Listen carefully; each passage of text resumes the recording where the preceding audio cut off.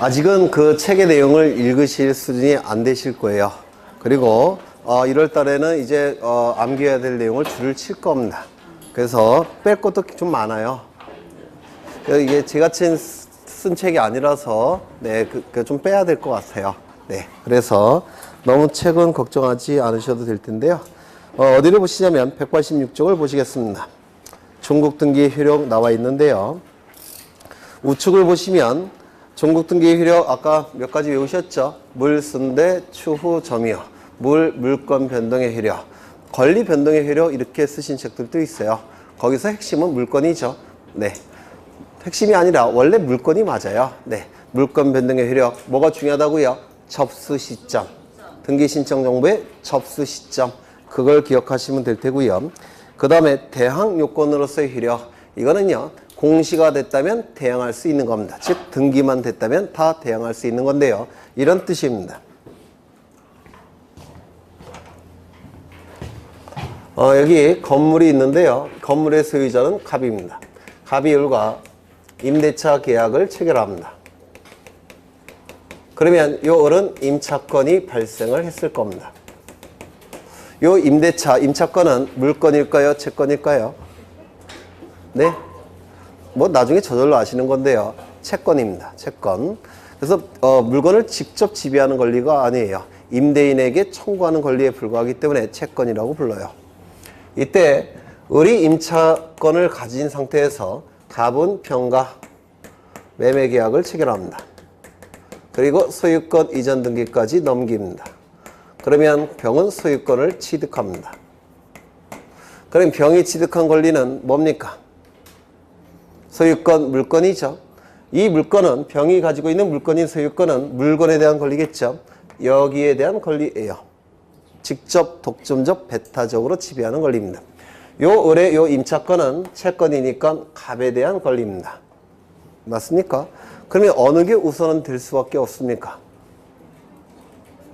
네, 물건이 우선할 수밖에 없죠. 소유권은 임대차를 깨트린다.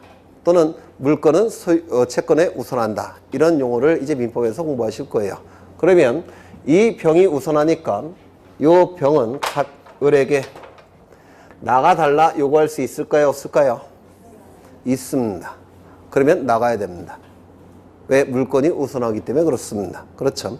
그런데 만약에 공시가 됐다면, 즉 등기가 됐다면 얘기가 달라집니다. 등기가 됐다면. 등기가 됐으니까 매매계약 체결할 때 등기부 확인하겠죠. 확인했더니 을명의 임차권 등기가 기록되어 있죠. 그러면 임차권 등기가 되어 있는데도 불구하고 매매계약을 체결했다면 요 병의 마음속에는 뭐가 있는 겁니까? 을의 임차권을 감수하겠다는 생각이 들어있는 겁니다. 맞습니까? 따라서 요 병이 소유권자로서 나가달라 요구할 때 요 을은 등기가 되어 있음을 이유로 해서 공시되어 있음을 이유로 해서 대항할 수 있다는 겁니다. 못 나간다 이렇게 얘기할 수 있다는 겁니다. 이게 대항력이라고 불러요. 그래서 등기가 되면 공시가 됐기 때문에 누구에게든지 다 대항할 수가 있는 겁니다. 대항력이라고 부릅니다. 이게 네, 그런 뜻이고요. 뭐 시험과는 직접적 관련이 없고요. 그 다음에 순위 확정의 효력 이것 좀 보겠습니다. 순위 확정의 효력.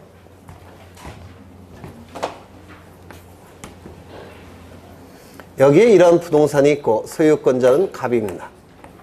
갑이 을에게 먼저 저당권을 만들어서 정해줍니다. 이 저당권이 설정되기 위해서는 186조에 의해서 법률행위 플러스 등기 두 가지를 갖춰야 돼요. 즉 갑과 을 사이에 저당권 설정 계약을 체결해야 되고 등기부에 저당권 등기까지 갖추게 되면 을은 저당권을 취득합니다. 그러면 이 을명의로 먼저 저당권 등기가 실행이 됐을 겁니다. 그래서 등기부에는 이렇게 등기가 될 겁니다. 갑구일까요? 을구일까요? 네? 을구겠죠. 1번 저당권 설정을 이렇게 기록이 됩니다. 이를 저당권 등기라고 불러요. 저당권 설정 등기. 그 이후에 갑은 병에게 전세권을 만들어서 정해줍니다. 마찬가지로 전세권 설정 계약이 체결돼야 되고 전세권 설정 등기까지 이루어져야 되고 하나 더 필요합니다. 나중에 민법에서 공부하시겠지만 전세금을 지급해야 돼요. 그러면 전세건이 설정이 됩니다. 이거는 두 번째 이루어졌죠. 전세건 등기가 실행이 될 겁니다.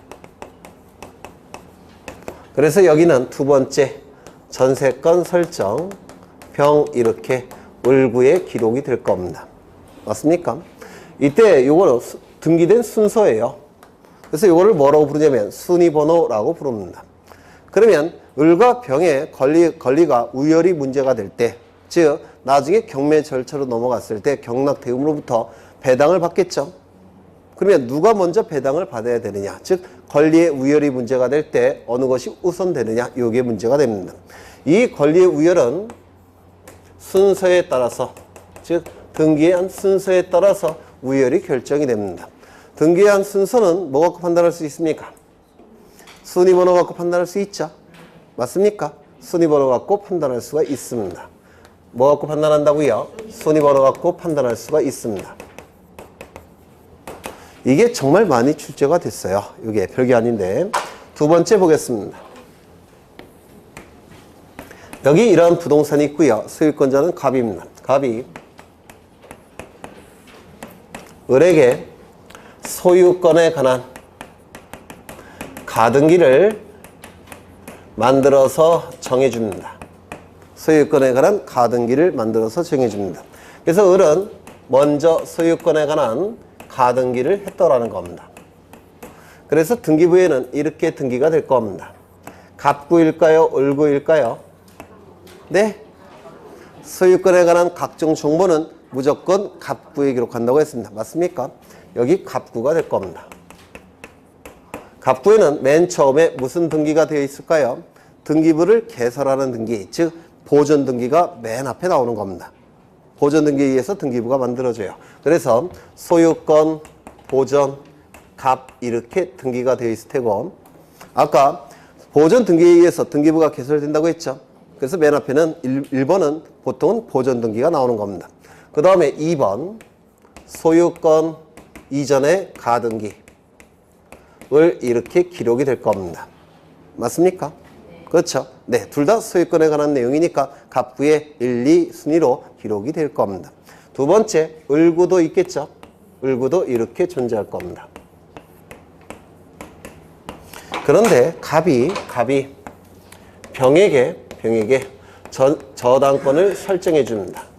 그래서 병은 두 번째로, 이게 첫 번째, 두 번째 저당권 등기를 실행했다는 겁니다. 그러면 이 을의 저당권은 갑구에 기록할까요? 을구에 기록이 될까요? 을구에. 그래서 1번 저당권 설정 병 이렇게 기록이 될 겁니다. 문제는 권리의 우열이 문제가 될 때 등기한 순서 갖고 판단한다고 했죠? 등기한 순서 갖고 우열을 판단할 겁니다.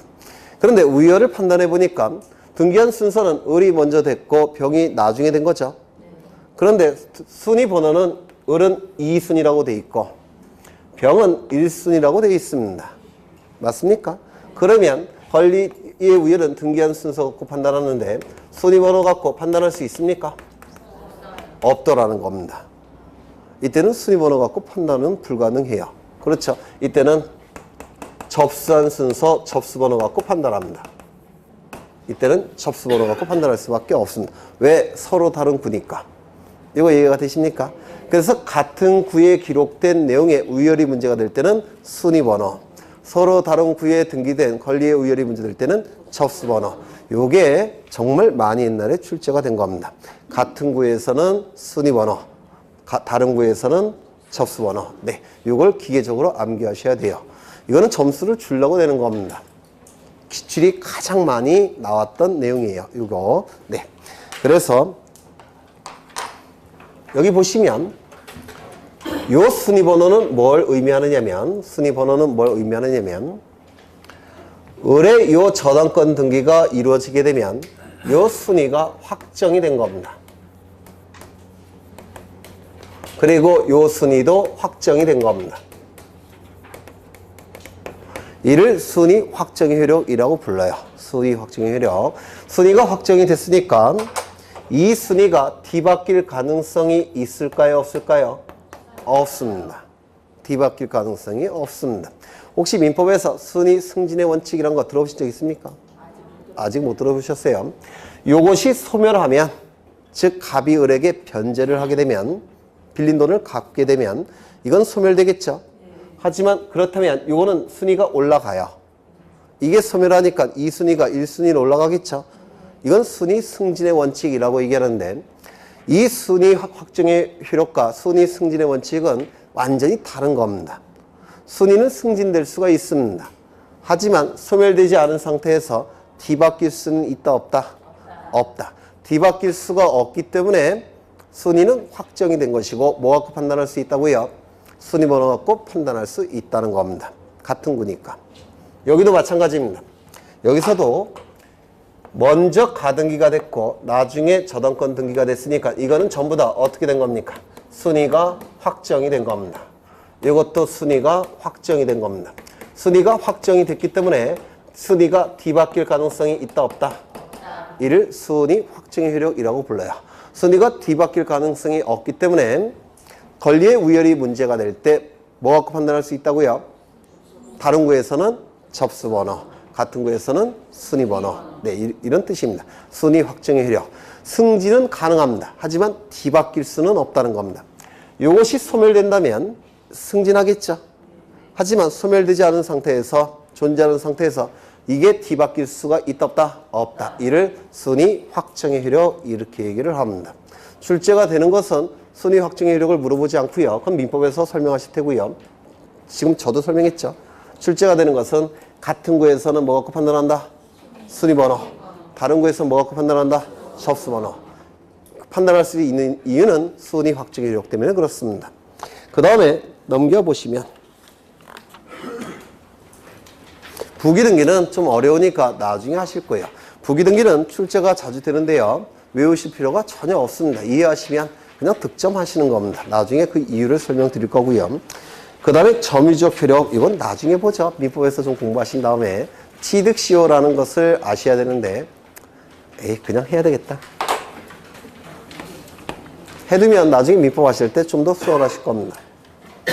갑이 이러한 부동산을 소유합니다. 이러한 부동산을 소유하는데요. 을이라는 사람이, 소유권자 누굽니까? 갑이 소유자예요. 갑이.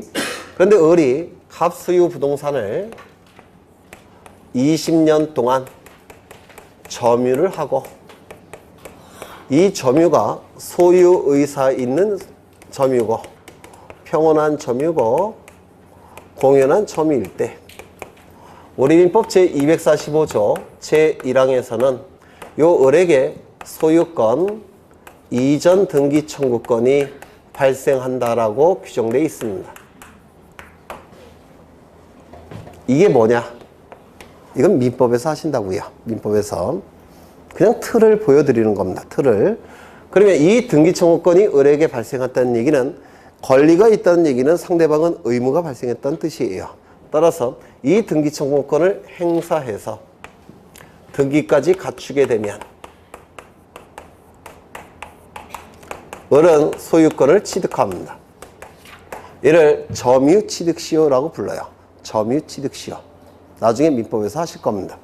아마 물권법에서 가장 어려운 내용 중에 하나일 겁니다. 이게 두 번째 답은 이러한 부동산을 가지고 있는데요. 을이 이 부동산을 10년 동안 점유하고 10년 동안 등기를 갖추고 있다면 누구 명의로? 을 명의로.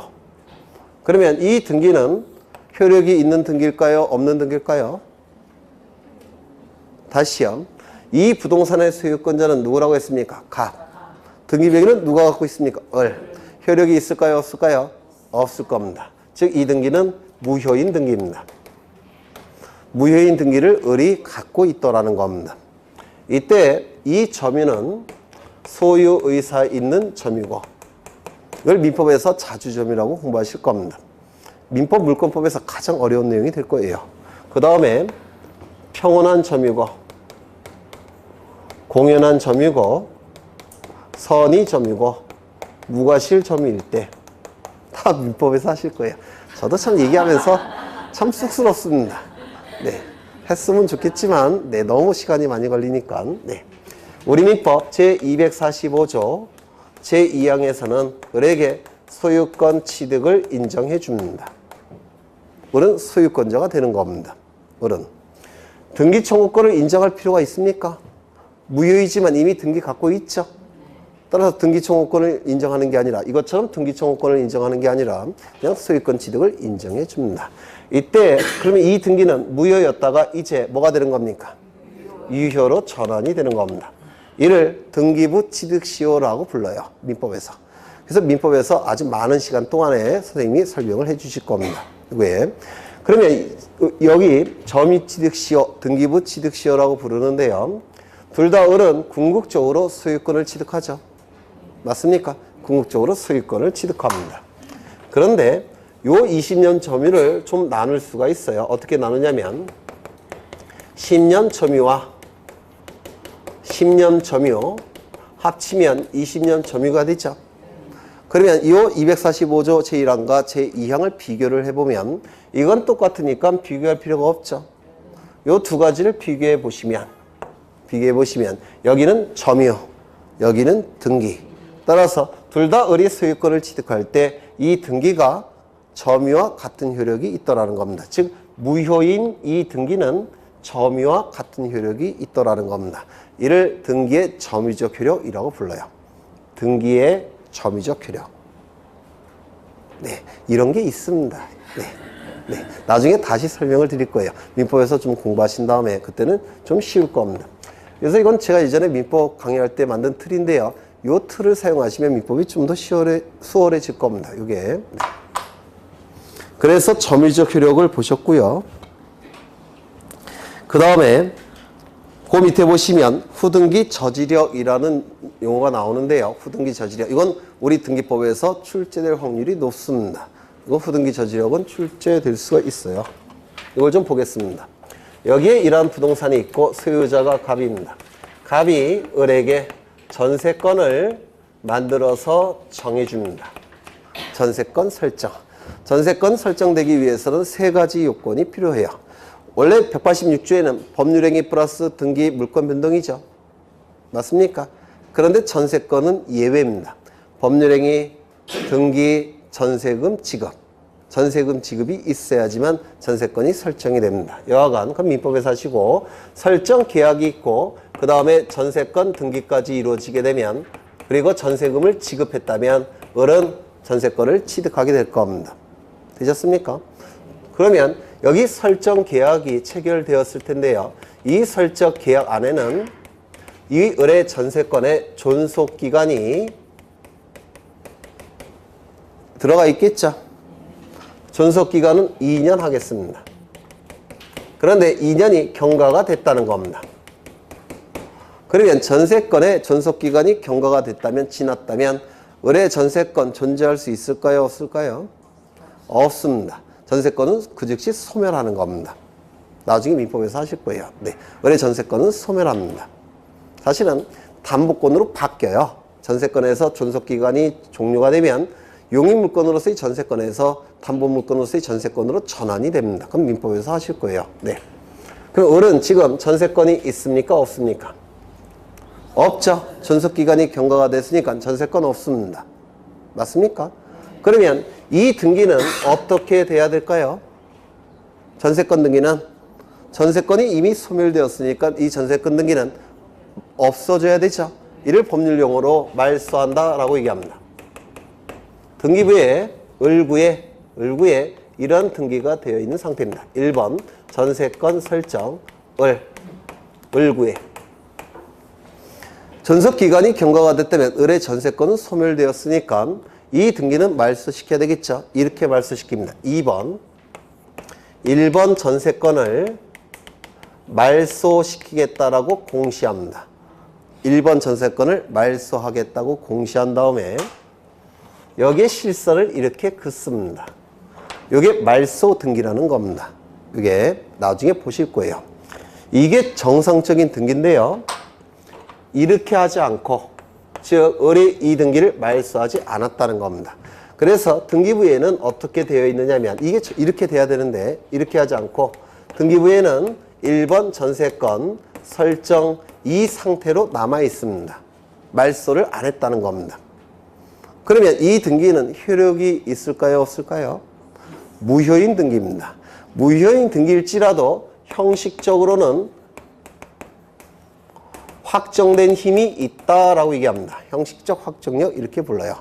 무효이지만 존재한다면 형식적으로나마, 실질적은 아니고요. 형식적으로나마 확정된 효력이 있는 등기다 이렇게 얘기합니다. 그렇다면 이 등기가 있는 상태에서 갑은 을은 전세권 없다 그랬죠. 다만 등기부에는 남아있는 상태라고 그랬죠. 이 상태에서 을이 병에게 전세권 설정을 해서 이 등기가 나타날 수가 있느냐, 이렇게 나타날 수가 있느냐. 하나의 부동산 전부에 대해서 을과 병이 등기부상 전세권 등기가 되어 있다고 한다면 을과 병은 그 부동산을 직접 독점적 배타적으로 등기부상 지배할 수 있습니까? 없습니까? 서로 간섭을 하겠죠. 따라서 전세권으로서의 효력을 인정할 수 있겠습니까? 없겠죠. 다만 우열이 문제가 될 때 형식적으로나마 확정된 효력이 있으니까 누굴 우선시키겠다는 겁니까? 등기부상 을을 우선시키겠다는 겁니다. 따라서 이 등기가 나타나는 것을 저지시키더라는 겁니다. 이 무효인 등기가. 그래서 후등기 저지력이라고 불러요. 무효인 등기일지라도 등기부상 남아있다면 형식적으로 확정된 효력은 존재하기 때문에 양립할 수 없는 후등기가 나타나는 것을 저지시키는 힘이 있다라는 겁니다. 후등기 저지력이라고 불러요. 옛날에는 여기에 주안점을 넣어서 보통 용어가 만들어졌는데 지금은 실질이 중시가 되니까 여기에 주안점을 넣어서 용어를 만든 겁니다. 후등기 저지력이라고 부르고요. 이것은 출제될 확률이 대단히 높고 다른 고급 이론을 설명할 때 이걸 이미 이게 기초가 되는 거니까 좀 알아두셔야 됩니다. 그 다음에 이제 뭐 남았습니까? 추정적 효력. 추정적 효력 남았습니다.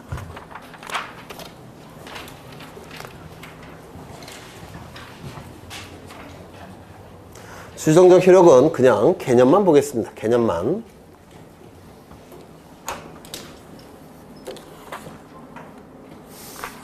이것도 나중에 프린트로 나갈 겁니다. 책이 좀 나열되어 있는데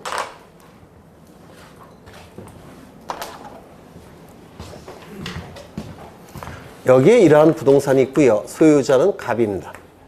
갑이 을과 매매계약을 체결합니다.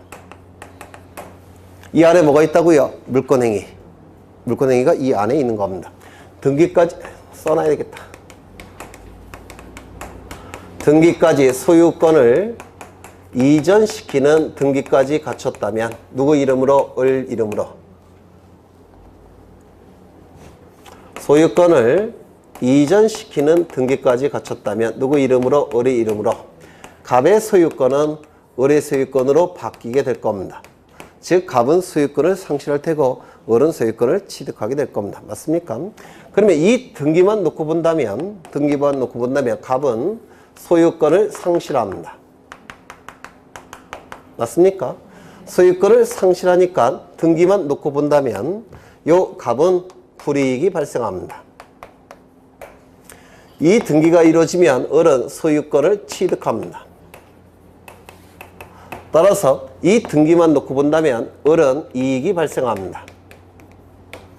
이 불이익이 발생하는 자를 을이 등기법상 등기의무자라고 부릅니다. 그리고 이 이익이 발생하는 자를 을이 등기법상 등기권리자라고 부릅니다. 나중에 다시 또 설명할 겁니다. 그러면 이 등기만 놓고 이익 불이익을 판단하는 겁니다. 등기만 놓고 이익 불이익을 형식적으로 판단한다라고 얘기를 해요. 법무사 시험에 단골로 나오는 겁니다. 여기서 형식적으로 판단하는 얘기는 뭘 의미하냐면 다른 건 고려하지 않고 등기부 하나만 놓고 갑은 소유권을 상실하니까 불이익이 발생하고 을은 소유권을 취득하니까 이익이 발생한다라고 얘기합니다. 만약에 형식적으로 판단하는 게 아니라 실질을 고려한다면 이익 불이익 여부가 나타날까요? 나타나지 않을까요? 실질을 고려한다면 안 나타납니다. 왜요? 등기 명의는 을의 명의로 넘어가지만 갑은 을로부터 뭐를 받습니까? 매매 대금. 맞습니까? 소유권은 상실하지만 반대급부로서 돈을 받습니다. 따라서 이익불이익 나타나지 않습니다. 을도 등기 명의는 취득하지만 그만큼 돈을 지급해야 되죠. 따라서 실질을 고려한다면 돈이 오고 가고 있기 때문에 이익불이익 여부를 판단할 수가 없습니다.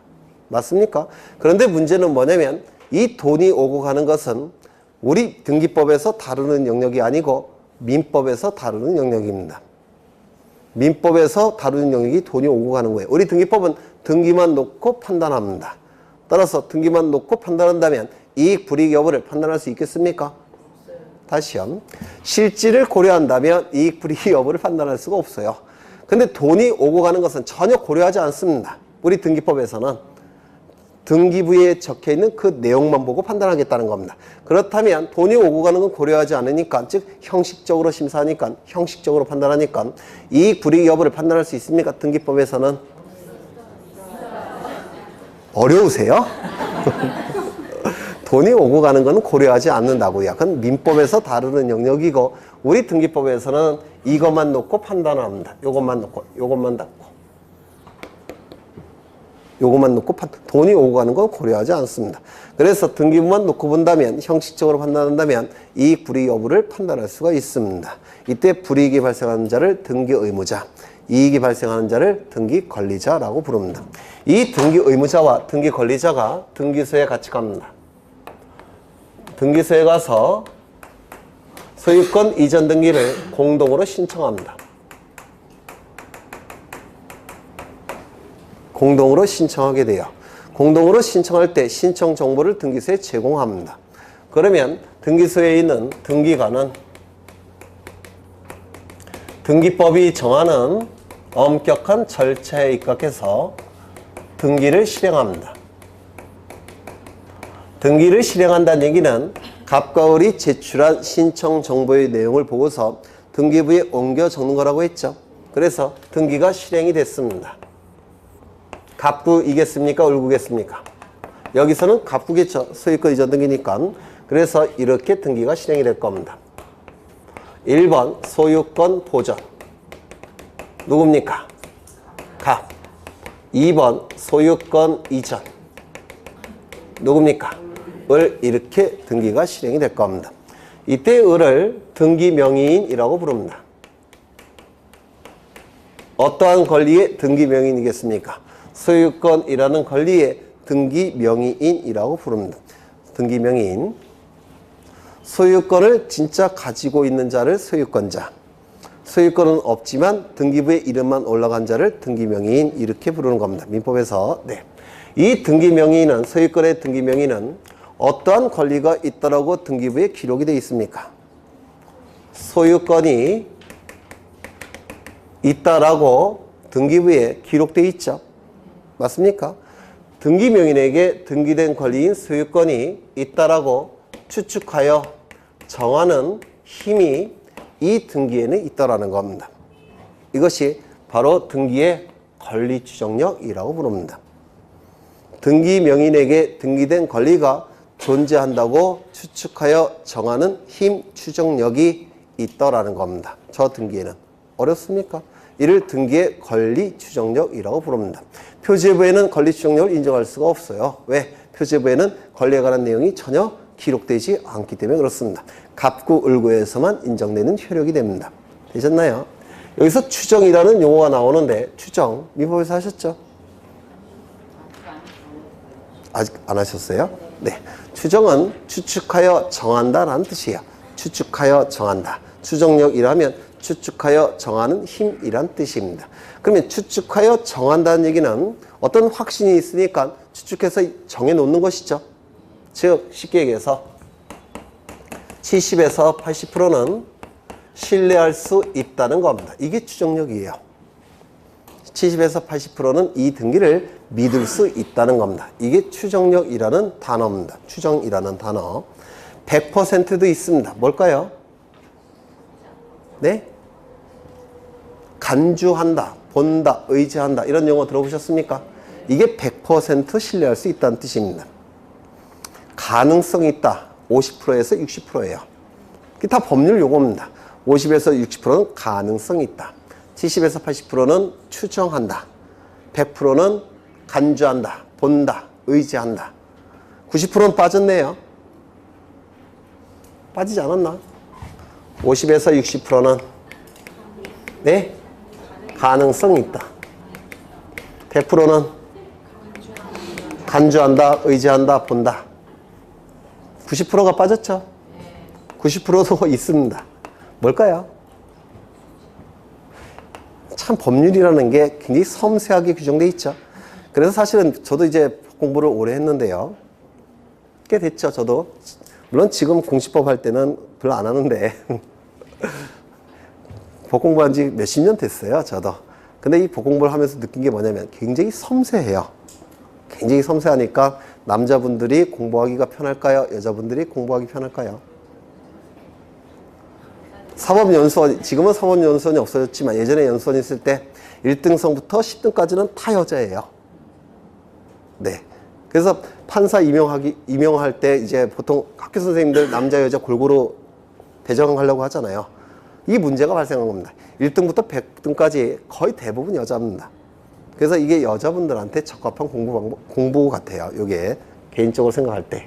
90%는 개연성이 있다 이렇게 얘기합니다. 개연성.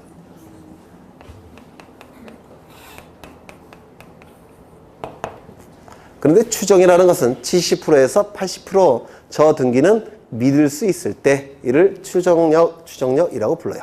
권리 추정력이라고 부릅니다. 그러면 이런 권리 추정력을 인정하는 이유가 있을 겁니다. 첫 번째, 민법과 등기법에서 권리 추정력을 인정하겠다는 근거 규정이 있다. OX? 네. 있으면 이런 얘기를 안 하겠죠? 없습니다. 책에도 있습니다. 근거 규정은 없습니다. 그러면 왜 인정을 하느냐? 학설과 판례가 인정하는데요. 인정하는 이유가 있을 겁니다. 학설과 판례가 인정하는데 인정하는 이유는 몇 가지가 있는데요. 첫 번째, 점유의 추정력이라는 게 우리 민법에서 인정합니다. 점이라는 건 뭡니까? 동산의 공시방법이죠. 등기는 뭡니까? 부동산의 공시방법이죠. 그런데 동산의 공시방법인 점유에 우리 민법에서 추정력을 인정해줘요. 그러면 점유보다 더 완벽한 공시방법인 등기에도 인정할 수밖에 없다는 겁니다. 어려우세요? 동산의 점유죠. 이 점유에도 추정력이 인정이 됩니다. 우리 민법에 의해서. 민법에서. 그러면 부동산은 공시방법이 뭡니까? 등기. 등기의 추정력이 인정이 될 수 있느냐? 민법에는 규정이 없어요. 규정이 없지만 불완전한 공시방법인 점유에도 추정력이 인정이 되니까 등기에도 당연히 인정할 수밖에 없다는 겁니다. 이게 첫 번째 이유고요. 두 번째, 이 등기는 누가 해준 걸까요? 네? 갑이 해준 거죠. 이 등기가 이루어지면 갑은 권리를 상실하죠. 그런데도 불구하고 갑이 해줬다는 얘기는 이 등기는 믿을 수 있다는 겁니다. 두 번째, 공동신청. 세 번째, 이 등기는 등기관이라는 국가공무원이 해준 거죠. 국가공무원이 거짓의 등기를 하기는 좀 그렇죠. 왜 깜방하니까. 그래서 국가공무원이 해준 등기니까 믿을 수 있다는 겁니다. 하나 더, 이 등기가 거짓의 등기라고 한다면 이 엄격한 절차를 거칠 때 탈락이 될 겁니다. 걸러질 겁니다. 이 절차를 거쳐서 등기가 실행이 됐다는 얘기는 70에서 80%는 믿을 수 있다는 겁니다. 이런 각종 근거에 의해서 이론상, 학설상, 판례가 인정을 해주겠다는 겁니다. 이를 권리추정력이라고 불러요. 나중에 좀 더 상세하게 할 겁니다. 그 다음에 이 권리추정력은 본질이 무엇이냐? 이게 문제가 되는데요. 본질. 두 가지 논의가 있습니다. 사실상의 추정력이라는 견해도 있고요. 법률상 추정력이라는 견해도 있습니다. 이 사실상 추정력이라는 뜻은 무슨 의미냐면 관행상, 관습상 인정하는 추정력이라는 뜻이에요. 관행상, 관습상. 법률상 추정력이라는 뜻은 무슨 뜻입니까? 관행상, 관습상 인정하는 게 아니라 법률에서 인정하는 추정력이라는 뜻입니다. 아까 근거 규정은 없다고 그랬죠? 맞습니까? 즉 성문법에서는 인정하지 않지만 간습법이라는 거 들어보셨습니까? 간습법에서 인정하는 추정력이라고 부르는 겁니다. 이게 법률상 추정력이에요. 그러면 어느 게 더 셀까요? 이게 훨씬 센 겁니다. 그러면 70에서 80% 인정한다는 얘기는 우리 통설과 판례가 어느 추정력으로 보겠다는 겁니까? 아래쪽으로. 옛날에는 이게 다수설이었어요. 근데 지금 바뀌었습니다. 이게 문제가 뭐냐면 이게 다수설일 때 문제가 출제된 적이 있어요. 옛날에 호랭이 담배 피던 시절에 그때 그 기출문제 갖고 공부하시면 안 돼요. 지금은 이쪽으로 통설 판례가 바뀌었습니다. 그래서 지금은 법률상 추정력으로 보게 됩니다. 조금 더 들어가고 싶은데 들어가면 화내실 것 같으니까 네, 여기까지만 보겠습니다. 굉장히 많은 내용이 여기서 쭉 나옵니다. 책에 있는 내용들이. 일단 여기까지만 보겠습니다. 하나 더.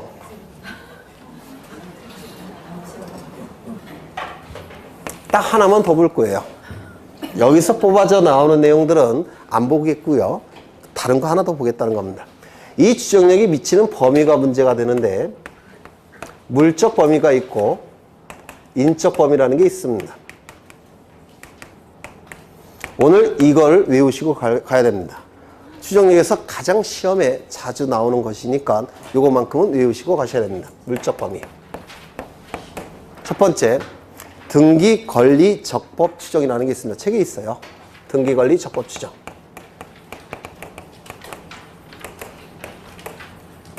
두 번째, 등기 원인, 적법, 추정. 세 번째, 등기 절차, 적법, 추정. 요것만큼은 좀 외우고 가셔야 됩니다. 추정력에서 가장 빈번하게 출제되기 때문에 그렇습니다. 먼저 등기, 권리, 적법, 추정이라는 건 뭐냐면 등기부에 등기된 권리는 등기 명인에게 적법하게 존재한다고 추정해 주겠다는 겁니다. 이게 바로 등기, 권리, 적법, 추정이에요. 그렇다면 등기부에 소유권 등기가 되어 있다면 소유권 등기 명인에게 소유권이 적법하게 존재한다고 추정해 주겠다는 겁니다. 만약에 등기부에 전세권 등기가 되어 있다면 전세권 등기 명인에게 전세권이 적법하게 존재한다고 추정해 주겠다는 겁니다. 저당권 등기가 되어 있다면 그 저당권 등기 명인에게 저당권이 적법하게 존재한다고 추정해 주겠다는 겁니다. 이게 등기, 권리, 적법, 추정이라고 부릅니다. 어렵지 않죠? 만약에 등기부에 임차권 등기가 되어 있다면 임차권의 등기 명인에게 어떠한 권리가 적법하게 존재한다고 추정하겠습니까? 유치원도 대답할 수 있겠네요. 유치원생도. 그렇죠. 무슨 권리? 임차권. 그렇지 않습니까? 이게 등기, 권리, 적법, 추정이라고 부릅니다. 등기 원인, 적법, 추정. 이 등기부에는 등기 원인을 기록하는 칸이 있습니다. 이 등기부에는. 그러면 갑과 을 사이에 소유권 이전 등기가 이루어진 원인이 되는 행위는 뭐겠습니까? 법률 행위는. 매매겠죠. 매매 아니겠습니까? 매매겠죠. 여기에 매매로 기록되어 있을 겁니다. 그러면 등기부에 등기 원인 행위가 기록되어 있다면 당사자 갑과 을 사이에 실제로 매매가 있었다고 추정해 주겠다는 겁니다. 매매가 있었다고 70에서 80%는 믿어줄 수 있다는 겁니다. 이게 등기 원인 적법 추정이라고 부릅니다. 만약에 등기부에 상속이라고 등기 원인이 기록되어 있다면 상속이 이루어졌다고 추정해 주겠다는 겁니다. 증여가 있었다면 기록되어 있다면 증여가 있었다고 추정해 주겠다는 겁니다. 이게 등기 원인 적법 추정이라고 부릅니다. 어렵지 않죠? 그 다음에 이 엄격한 절차를 통해서 이 등기가 실행이 된 겁니다. 이를 거꾸로 얘기하면 이 등기가 실행이 됐다면 이 절차를 거쳤다라고 추측할 수 있습니까? 있겠죠. 이게 등기 절차 적법 추정이라고 부릅니다. 토지 거래 허가 절차를 거치는 등기라고 한다면 등기가 실행이 됐을 때 토지 거래 허가 절차를 거쳤다고 추정해 주겠다는 겁니다. 어렵습니까? 대리인에 의해서 등기가 신청이 돼서 등기가 이루어졌다면 대리인에게 적법한 대리권 수여 절차를 거쳤다고 추정해 주겠다는 겁니다. 이게 등기 절차 적법 추정이라고 불러요. 요즘은 이게 많이 출제가 됩니다. 요거 오늘 외우고 가실 겁니다. 오늘 한 것 중에서 제일 중요하다고 볼 수도 있어요. 다시요. 이 등기의 권리 추정력의 물적 범위 세 가지는 꼭 외우고 가십니다. 첫 번째, 등기 권리 적법 추정, 등기 원인 적법 추정, 등기 절차 적법 추정. 네, 요거 세 개만큼은 좀 외우시면 좋을 것 같아요. 네.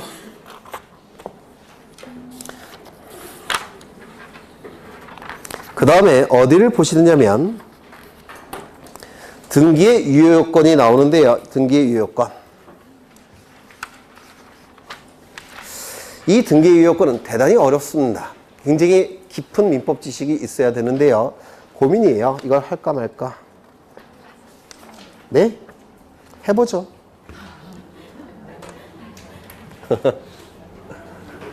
근데 이건 워낙 어려운 내용이니까 이해 안 되셔도 괜찮아요. 나중에 또 할 겁니다. 프린트도 나갈 거예요. 네. 그냥 들어만 두시면 됩니다. 갑이 을과 매매 계약을 체결합니다. 이 안에는 뭐가 있다고요? 물건 행위. 등기까지 이루어지게 되면 갑이 가진 소유권은 을의 소유권으로 변동이 될 겁니다. 우리 민법 제186조에 규정이 되어 있습니다. 두 가지 요건이 충족이 되면 소유권이 변동이 되는 겁니다. 소유권이 변동이 되기 위해선 이 등기가 유효해야 되겠죠. 그러면 유효하기 위한 요건을 구비해야 될 겁니다. 이 유효하기 위한 요건은 두 가지가 있습니다. 첫 번째, 등기법이 정하는 요건을 충족해야 됩니다. 이 등기법을 아까 절차법이라고 했는데 기억나십니까? 따라서 이를 절차적 요건이라고도 부릅니다. 두 가지 요건이 충족이 됐을 때 물건 변동이 나타나죠. 그럼 이 두 가지 요건을 구분을 해보면 이거는 실질이라고 불러요. 이거는 형식이라고 부릅니다. 등기는 형식이고 계약은 실질입니다. 그러면 이 등기는 형식적 요건이라고도 부릅니다. 왜 이런 용어를 다 알아야 되느냐? 출제가 될 때 이 용어로 출제될 수도 있고 이 용어로 출제될 수도 있습니다. 이 용어로 출제될 수도 있어요. 그래서 다 아셔야 돼요. 출제하는 놈들이 참 나쁜 놈들이죠. 네, 저는 개인적으로 그렇게 생각합니다. 설마 대학 교수들이 이 강의를 보진 않겠죠. 네, 마음껏 욕할 겁니다. 네. 두 번째, 민법에서 정하는 요건도 구비해야 돼요. 근데 민법은 아까 뭐라고 불렀습니까? 권리, 의무에 관한 법률이고 권리, 의무는 법의 실체라고 말씀드렸죠. 그래서 이를 실체적 요건 이렇게 불러요. 다 용어를 아셔야 됩니다. 그 다음에 아까 이거는 등기는 형식이었고 이건 실질이었죠. 따라서 뭐라고 부르겠습니까? 실질적 요건 이렇게도 부릅니다. 어떤 용어로 출제될지 아무도 모릅니다. 출제하는 놈들이 내키는 대로 출제하기니까 네, 다 기억하셔야 돼요. 이때 등기법에서 요구하는 요건은 첫 번째, 일단 등기가 존재해야 됩니다. 등기가 존재해야지만 그 등기가 효력이 있는지 여부를 판단할 수 있기 때문에 그렇습니다. 첫 번째, 등기가 존재할 것. 두 번째, 관할을 위반한 등기는 절대로 효력을 인정할 수가 없습니다. 관할을 위반해서는 안 됩니다. 세 번째, 등기 능력이 없는 등기는 효력을 절대로 인정할 수가 없습니다. 제가 일주일 전에 벤틀리 자동차를 한 대 샀어요. 진짜 산 건 아니고요. 예를 든다면 벤틀리 자동차 한 대 예입니다. 예. 네. 택도 없어요. 어떻게 사겠습니까, 그거를. 아파트 한 채 값인데. 벤틀리 자동차 4억 정도 합니다. 그럼 제가 일산 사는데요. 일산에 아파트 한 채에 4억 정도 해요. 그러면 벤틀리 자동차 한 대에 아파트 한 채 값이죠. 따라서 등기를 하고 싶어요. 그래서 벤틀리 자동차를 등기소에 가서 등기를 신청합니다. 당연히 안 해주겠죠? 안 해줄 겁니다. 그런데 마침 소장이 제 친구예요. 그래서 친구한테 저녁 때 맛있는 술 먹이고 좀 해달라 이렇게 부탁을 하고 뒷주머니에 이렇게 좀 찔러줬습니다. 뭐 이런 거. 네. 뭔지는 아세요? 네. 그래서 등기를 해줬습니다. 벤틀리 자동차에 대해서 부동산 등기가 이루어졌다는 겁니다. 근데 이 벤틀리 자동차는 동산입니까? 부동산입니까? 동산이에요. 따라서 등기 능력이 있는 걸까요? 없는 걸까요? 전혀 없겠죠. 그러면 등기가 됐다고 해서 효력 인정할 수 있습니까? 없습니다. 등기 능력이 없는 동산에 불과하기 때문에 그렇습니다. 그래서 등기 능력이 없는 것은 절대로 등기할 수가 없습니다. 그러면 등기 능력이 있어야 됩니다. 나중에 다시 설명할 겁니다. 네 번째, 등기 신청 절차가 적법해야 됩니다. 등기법이 정하는 절차가 있다고 그랬죠. 그 절차가 다 적법하게 이루어져야 돼요. 그 다음에 다섯 번째, 부동산마다 등기부는 하나만 있어야 됩니다. 이를 1부동산 1등기기록의 원칙이라고 불러요. 부동산은 한 개인데 등기부가 여러 개 있다고 한다면 공시가 명확할까요? 혼란스러울까요? 혼란스럽겠죠. 따라서 부동산 하나마다 등기부는 하나만 있어야 됩니다. 이를 1부동산 1등기기록의 원칙이라고 부릅니다. 요 다섯 가지 요건을 충족해야지만 등기법에서 정하는 요건을 구비했다라고 얘기합니다. 나중에 다시 할 거예요. 그 다음에 민법에서 요구하는 요건은 뭐냐면 여기 보시면 이 등기는 이 물권 행위와 일치하는 등기여야 됩니다.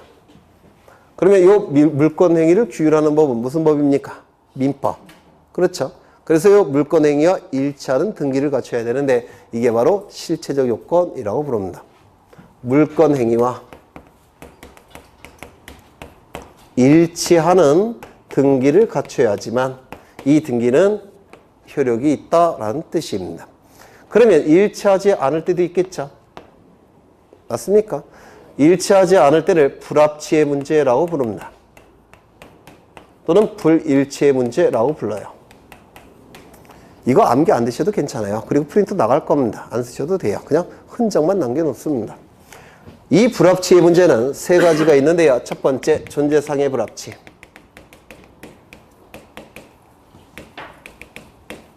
두 번째, 내용상의 불합치.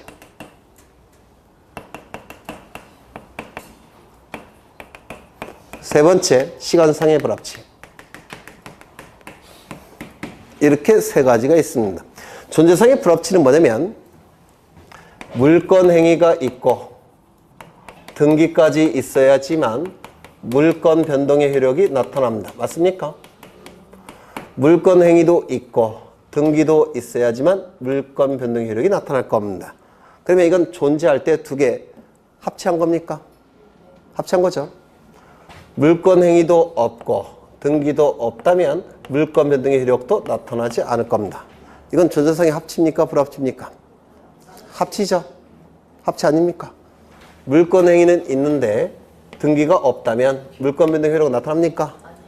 나타나지 않을 겁니다. 물권 행위는 없는데 등기가 있다면 물권 변동의 효력은 나타납니까? 안 나타날 겁니다. 이게 불합치의 문제라고 부릅니다. 존재상의 불합치. 여기서 문제가 되는 게 뭐냐면 물권 행위는 있는데 등기가 없다면 물권 변동 나타나지 않겠죠? 그럼 나중에라도 등기를 갖추면 물권 변동 하겠습니까? 나중에라도 할 겁니다. 그렇죠? 그 다음에 물권 행위는 없는데 등기만 갖췄다는 겁니다. 물권 변동 나타나겠습니까? 그러면 나중에라도 물권 행위 있으면 되겠죠? 그러면 등기가 먼저 이루어지고 물권 행위는 나중에 이루어지죠? 맞습니까? 이걸 민법에서 실체적 유효요건의 추한이라고 얘기합니다. 실체적 유효요건의 추한. 이게 실체적 유효요건이에요. 근데 구비 못했죠? 나중에 추후에 완성할 수 있겠죠? 실체적 유효요건의 추한. 민법에서 출제되는 영역입니다. 그 다음에 요거 좀 보겠습니다. 요거 물권행위 시점과 등기를 갖추는 시점은 동시에 할 수 있겠습니까? 매매계약을 체결하는 시점과 등기를 갖추는 시점은 동시에 이루어집니까? 갭이 존재할 수밖에 없죠. 이게 시간상의 불합치라고 불러요.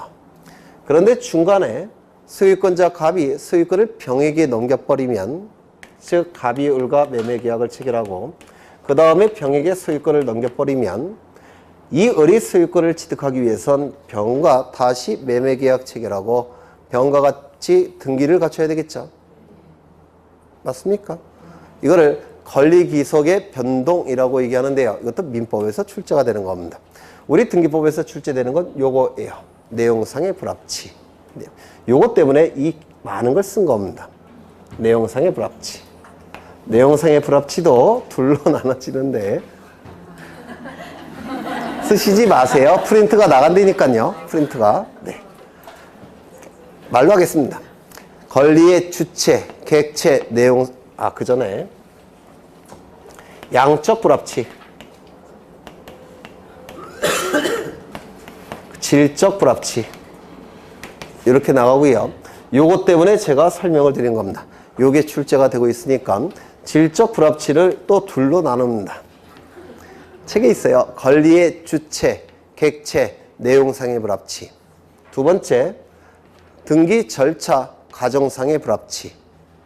요것 때문에 제가 이걸 쭉 뽑아낸 겁니다. 그러니까 우리 교재에 그냥 나열되어 있는데요. 그냥 나열하는 게 아니라 이렇게 다 논리적이라는 걸 보여드리고 싶었어요. 그래서 여기서 등기 과정, 등기가 이루어지는 절차상의 불합치. 요거 나중에 프린터로 나눠 드릴 겁니다. 네. 여기에서 뭐가 나오느냐면 중간 생략 등기 들어보신 적 있죠? 무효 등기 유형, 실제와 다른 원인에 의한 등기, 그게 여기서 뽑아져 나오는 겁니다. 여기서. 그런데 그 중간 생략 등기, 무효 등기 유형, 실제와 다른 원인에 의한 등기는 우리 민법과 등기법 양쪽에서 단골로 출제가 됩니다. 그래서 그게 왜 도출되는지를 보여드리고 싶어서 이렇게 쓴 건데요. 좀 후회는 되네요. 아직은 어렵습니다. 나중에 다시 설명을 드릴 거예요. 책을 좀 보시면요.